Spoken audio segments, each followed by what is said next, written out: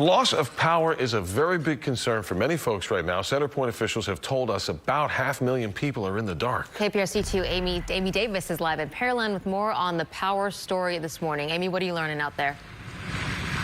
Yeah, this is what a lot of people are talking about. I've just spent the last 30 minutes on a call with the Electric Reliability Council of Texas trying to get an idea of when people in our area who don't have power might be able to get it back. And here's what we can tell you. They say we are no longer in a rolling power outage situation, that the 500,000, 500,000 people, customers in our area that don't have power will not be able to get that power back until the demand for electricity goes down and or more electricity is created. So overnight, early this morning at about 1 in the morning, several generation plants, wind turbine plants, natural gas power plants went offline because of the severe cold weather. So they're not making electricity. And at the same time, everyone across Texas is using more electricity. So here's what a representative from Centerpoint Energy told us the message for all of those people who are sitting at home with no power need to hear. We need to be prepared. Everybody needs to find a place they can be where they can be warm, protect themselves, protect their families. Do common sense things. Do the very best you can to protect your families.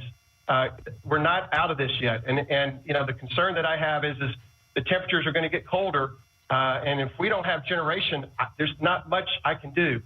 We've got our resources ready to work, but we can't do the work until we have generation. It's really that straightforward, and so we're all going to have to be patient and be safe and recognize that it could be a little while before we get the power back on. And we're going to do our very best to get it as quickly as we can. Now, what no one is willing to say here is any sort of timeline because they don't know. Keep in mind, Centerpoint Energy does not create or generate electricity. These generation plants that went offline are not owned and operated by Centerpoint. Centerpoint just gets the electricity from those plants through the wires to people's homes. And when ERCOT says, hey, we've got to cut the demand, cut the usage by this much, they then leave that up to Centerpoint to decide, okay, which homes, which customers in your area could you cut to cut this amount of electricity, if that makes sense. But right now, no one's saying exactly how long it will be until we can bring those people back online and get power back to those homes. Owen, Lisa, back to you.